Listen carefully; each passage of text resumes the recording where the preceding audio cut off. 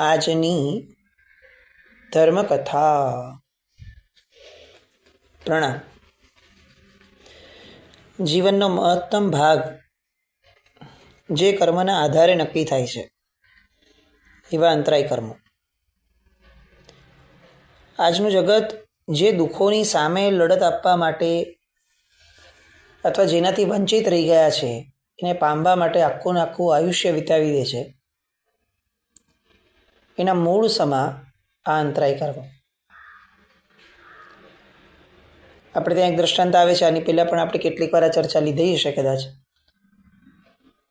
કે ત્રણ પ્રકારની દ્રષ્ટિ કીધી છે. એક શ્વાન દ્રષ્ટિ છે, એક સિંહ દ્રષ્ટિ છે અને એક સુગ્ન દ્રષ્ટિ છે. કોઈ એક માણસ જ્યારે કૂતરાને પથ્થર ફેંકે છે ત્યારે કૂતરું પથ્થરને મારવા દોડે છે. કેમ? કારણ કે એની દ્રષ્ટિ ટૂંકી છે. એને એમ જ લાગે છે કે આ પથ્થરે મને માર્યું, એટલે પથ્થરને મારવા દોડે છે. બીજી દ્રષ્ટિ છે સિંહ દ્રષ્ટિ. સિંહ ઉપર કોઈક સામે આવી અને લાકડીનો વાર કરે ને તો સિંહ ક્યારે લાકડીને પકડતો નથી, લાકડી ફેંકનાર કોણ છે એને જોઈને એની પર તરાપ મારે છે.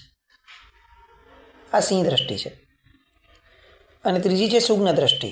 સુગ્ન મનુષ્ય, એને જ્યારે કોઈ એક માણસ થપ્પડ મારે છે ત્યારે થપ્પડને દોષ નથી ગણતો, મારનાર માણસને દોષી નથી ગણતો. એ સુગ્ન મનુષ્ય એ દોષી ગણે છે એને મને થપ્પડ મારવાનું મન કોણે કરાવડાવ્યું એવા કર્મને અને એના મર્મને, કે એને આવું મન થયું, એવું કર્મ શેના લીધે જાગ્યું, કારણ કે મેં એને ભવિષ્યમાં અથવા મેં કોઈકને ભવિષ્યમાં આવી રીતે પીડ્યા હશે, એટલે હવે એ કર્મ સામે લડવાની વાત નક્કી કરશે. આપણે જીવનમાં નક્કી કરવાનું છે કે આપણે પથ્થર સામે લડવું છે, મારનાર સામે લડવું છે, કે પછી કર્મ સામે લડવું છે. આ પરિપ્રેક્ષ આ અંતરાય કર્મની અંદરમાં વિશેષપણે વિચારવા જેવો છે. આ જેટલા પણ જીવોના દ્રષ્ટાંતો લેવામાં આવે છે એ બધા દ્રષ્ટાંતો મૂળમાં અંતરાય કર્મના ઉદય થાય ત્યારે પરિસ્થિતિ કેવી આવે એ જણાવવા માટે આ દ્રષ્ટાંતો છે.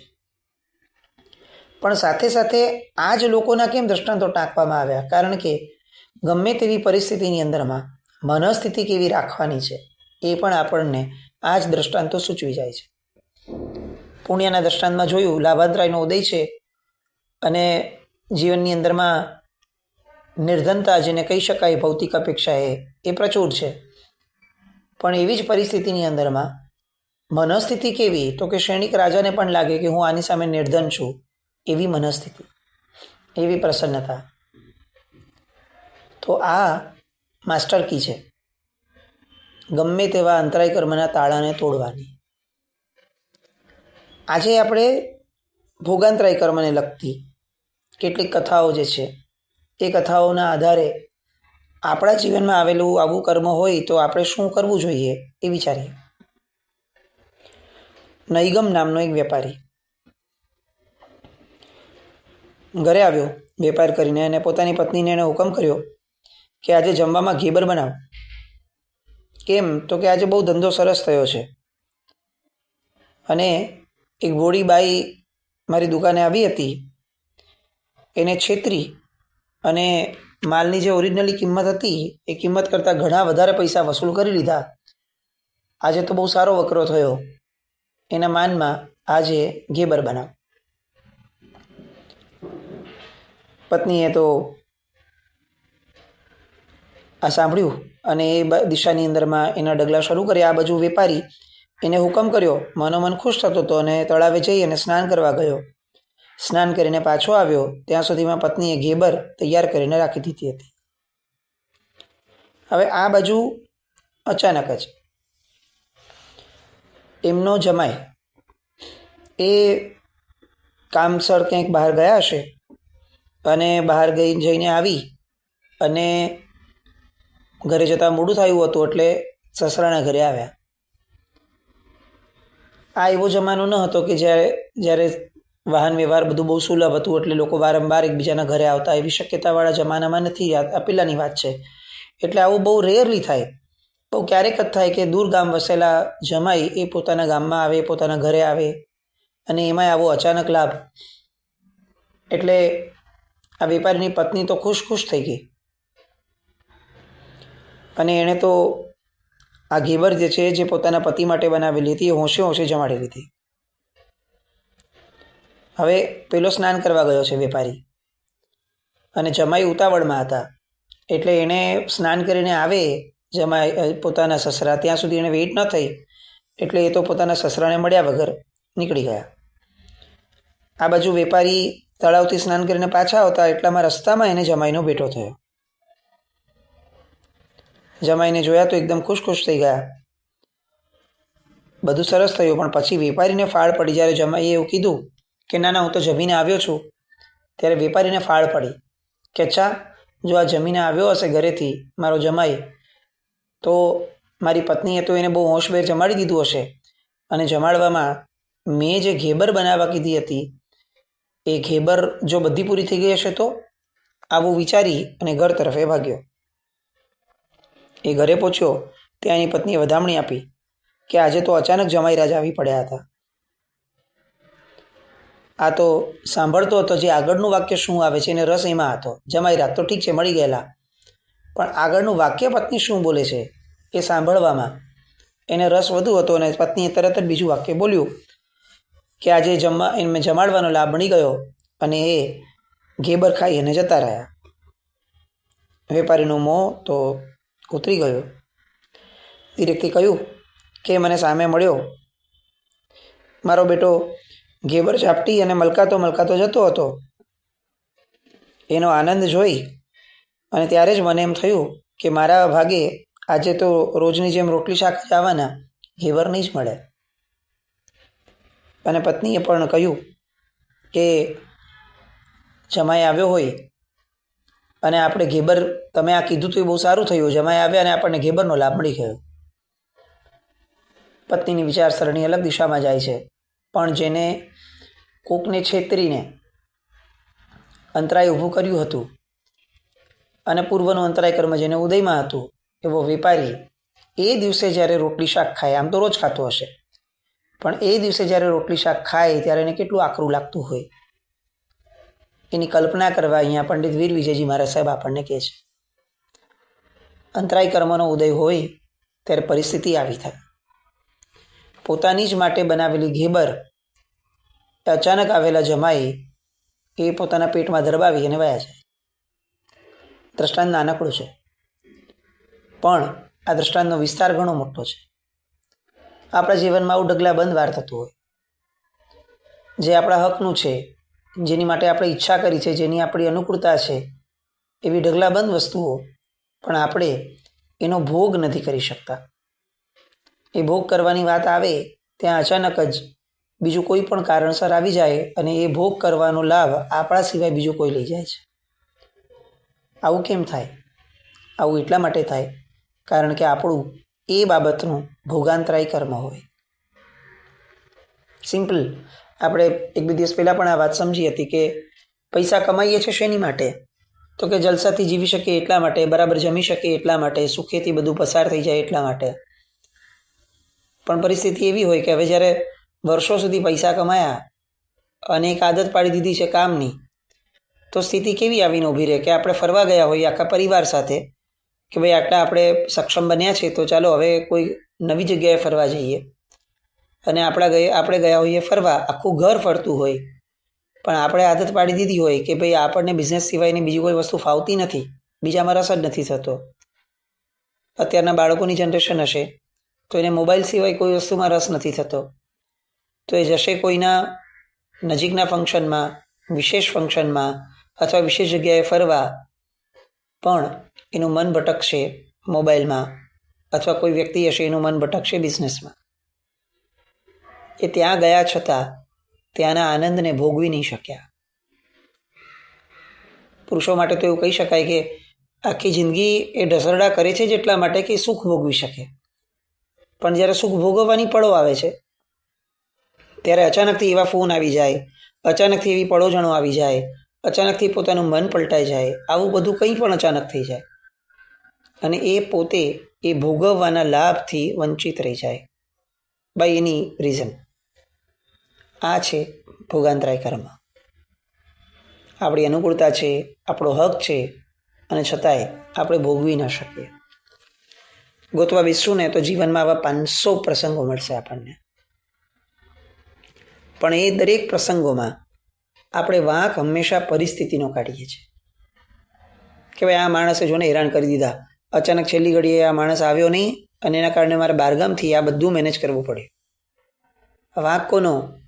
તો કે માણસનો. અને એ સમયે આપણે આ 3 દ્રષ્ટિઓમાં પોતાની સેલ્ફને મૂકવી પડે. મારી દ્રષ્ટિ કઈ? શ્વાન દ્રષ્ટિ, સિંહ દ્રષ્ટિ કે સુગ્ન દ્રષ્ટિ? આપણો અપ્રોચ શું છે? આપણે વસ્તુઓ ભોગવી નથી શકતા એનું મૂળ કારણ પરિસ્થિતિ છે? આવી પરિસ્થિતિનું સર્જન કરનાર વ્યક્તિ છે? કે પછી એ વ્યક્તિને આવી મતિ સુજાડનાર આપણું પોતાનું ભોગાંતરાય કર્મ છે? આ વિચારણામાં આપણે આપણને રેટિંગ આપી શકીએ કે આપણી દ્રષ્ટિ શ્વાન જેવી છે, સિંહ જેવી છે કે સુગ્ન વ્યક્તિ જેવી છે. અને આ મનુષ્ય જીવન મળ્યું છે જેટલા માટે કે આપણે શ્વાન દ્રષ્ટિ કે સિંહ દ્રષ્ટિમાંથી ઉપર ઉઠીએ અને સુગ્ન વ્યક્તિની દ્રષ્ટિમાં આપણે પોતાની જાતને સેટ કરી શકીએ. આ નૈગમ વેપારીનું દ્રષ્ટાંત. એ પછીથી આવા અંતરાય કર્મો જીવનમાં હજી કેટલું હેરાન કરી શકે? આપણા મને ઘણાનો પ્રશ્ન હોય કે મારે કેટલું સહન કરવાનું? તો આ કેટલું સહન કરવાનું એનો જવાબ જે છે ને એ આવા દ્રષ્ટાંતોને યાદ કરવાથી આપણને મળી શકશે. એવું એક દ્રષ્ટાંત ભીમસેન રાજાનું છે. શ્રાવસ્તી નગરીના રાજા વજ્રસેન અને રાણી સુભદ્રા, એનો પુત્ર ભીમસેન. સ્વભાવથી જ અળવિત્રો. કંઈ પણ કઈ જગ્યાએ જવાનું થયું હોય, કોઈ કાર્ય હોય, જ્યાં જાય ત્યાં રાજ્યના લોકોને એ વિના કારણે પરેશાન કરતો. રસ્તે જતી સ્ત્રીઓની છેડતી કરે, ક્યારેક કોઈ પાસેથી પૈસા પડાવી લે, ક્યારેક કોઈ સાથે મારામારી પર ઉતરી આવે, પોતાના સૈનિકોને આજ્ઞા કરીને કોઈને જાણી કરીને હેરાન કરે. આવું બધું આ વિચિત્ર એના જીવનમાં એ કરી રાખે. એટલે રાજાનો પુત્ર હોય, સહન કરવું જ પડે. લોકો એની દાદાગીરી સહન કરતા હોય, પણ આખી પ્રજાને એની માટે અણગમો સખત થઈ ગયો. આમને આમ દિવસો વધતા ગયા. એવી જ રીતે આ ભીમસેનનો ત્રાસ પણ વધતો ગયો.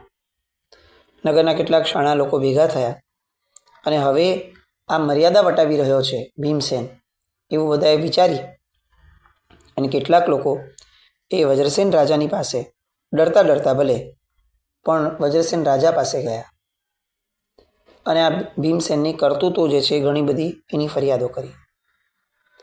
વજ્રસેન રાજાને અત્યાર સુધી એક પણ વસ્તુની ખબર જ નહોતી. જ્યારે જાણ્યું કે પોતાનો દીકરો આવા કાળા કૃત્યો કરે છે, એને જાણીને બહુ દુઃખ થયું.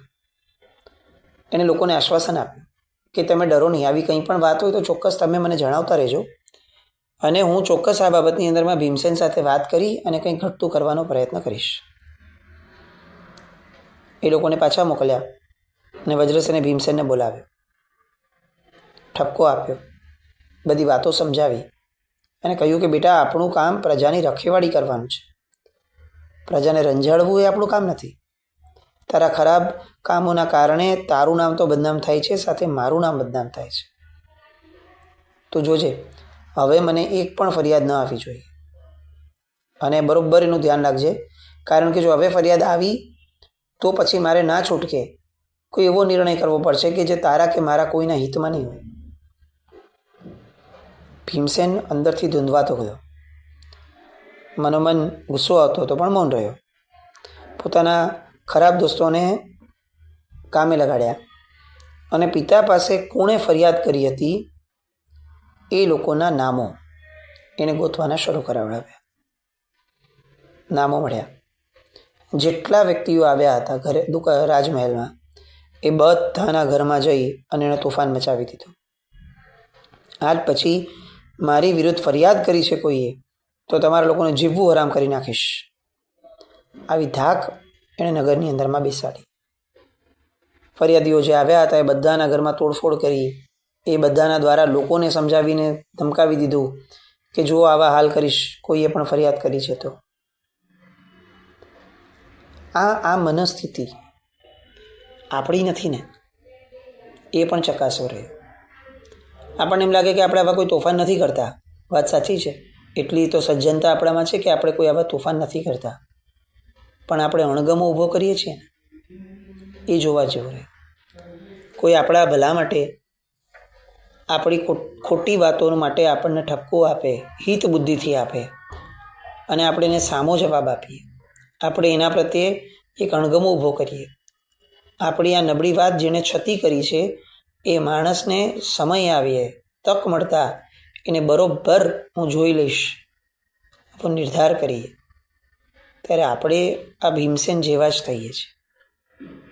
અને ભીમસેનનું જે વર્તમાન હતું એના કારણે ભીમસેનનું જે ભવિષ્ય થવાનું છે એ ભવિષ્યની વાતો સાંભળવાની જ એટલા માટે છે કે આપણે એ સમય એવું વિચારીએ કે જો આવું કરનાર ભીમસેનના આ હાલ હવાલ થયા હતા તો આપણા પણ આવા જ થશે. ભીમસેને ધાક તો બેસાડી દીધી, પણ આ જે પણ એને ગુંડાગર્દી કરી લોકો ફરિયાદીઓના ઘરમાં જઈને, એ બધાની માહિતી રાજાને પણ મળી ગઈ. કારણ કે જેમ એણે પોતાના મિત્રોને મૂક્યા હતા ગોતવા માટે, એમ રાજાએ પણ હવે આ ભીમસેન કુમાર શું કરે છે જાણવા માટે પોતાના ગુપ્તચરોને એની પાછળ રાખ્યા હતા. અને જેવા સમાચાર મળ્યા કે ભીમસેને આ દુષ્કૃત કર્યું છે એટલે તરત જ એણે પોતાના દીકરાને જેલમાં રવાના કરી દીધો. રાજકુમાર છે, પોતાનો સગ્ગો દીકરો છે, પણ તેમ છતાં રાજ્ય માટે એ હાનિ કરતા છે તો એ કોઈ પણ હિસાબે ન ચાલે. જેમ સામાન્ય માણસ આવો ગુનો કરત તો એને શું ફળ મળત, શું સજા મળત? જેલની સજા મળત, તો આને પણ એ જ મળશે. જેલમાં મોકલી દીધો. પણ હવે આ ભીમસેન બુરાયો થયો હતો. એ કંઈક એવું કર્મ લઈને આવ્યો હશે, એ કંઈક એવું સ્વભાવ લઈને આવ્યો હશે, એ કંઈક એવું લઈને આવ્યો હતો કે જેના કારણે એનો અહંકાર, એની આ નબળી વૃત્તિ એ જમ્પ નથી લેતી, એ વધતી જ જતી હતી, અટકવાનું નામ જ નથી લેતી. થોડો સમય, થોડા દિવસો ગયા અને ભીમસેન એણે જેલના જે કેદીઓ હતા એ લોકોને સાથે મળી અને કાવતરું રચી અને પોતે જેલ તોડી અને બહાર આવી ગયો. લોકોમાં હાહાકાર મચી ગયો. રાજકુમાર જેલ તોડીને ભાગી ગયા, ક્યાં ગયા હશે, હવે શું કરશે? આવી બધી ચર્ચાઓ એ જોર પકડે પહેલાં જ ભીમસેને પોતાના એ જ નબળા મિત્રો એની સાથે બધું સેટ કર્યું અને પોતાને જેણે જેલમાં નાખ્યો હતો એવા પોતાના સગ્ગા પિતાનું એણે ખૂન કરી નાખ્યું, પોતાની માતાનું ખૂન કરી નાખ્યું અને અંતે પોતે રાજગાદી ઉપર બેસી ગયો. આ કર્મનો ઉદય ગણવો કે પછી એની મનસ્થિતિનો ઉદય ગણવો નબળી, એ વિચાર આપણે કરવાનો. કારણ કે કર્મના ઉદયે પણ કેટલીક પરિસ્થિતિઓ ક્ષમ્ય નથી થતી. કેટલીક વૃત્તિઓ જ્યાં સુધી મનમાં ઘર નથી કરી ગઈ હોતી ત્યાં સુધી કર્મનો ઉદય એ એક્ઝિક્યુટ નથી થઈ શકતો. ભીમસેનની નબળી વૃત્તિઓ એ હવે તો સત્તાની સાથે ભેગી થઈ, પોતે સર્વે સર્વા બન્યો. એટલે શું થયું હતું કે હવે પ્રજા ઉપર કાળો કેર વિતાવવાનો શરૂ થયો. કેટલા બધા લોકો દેશ છોડીને ભાગવા માંડ્યા.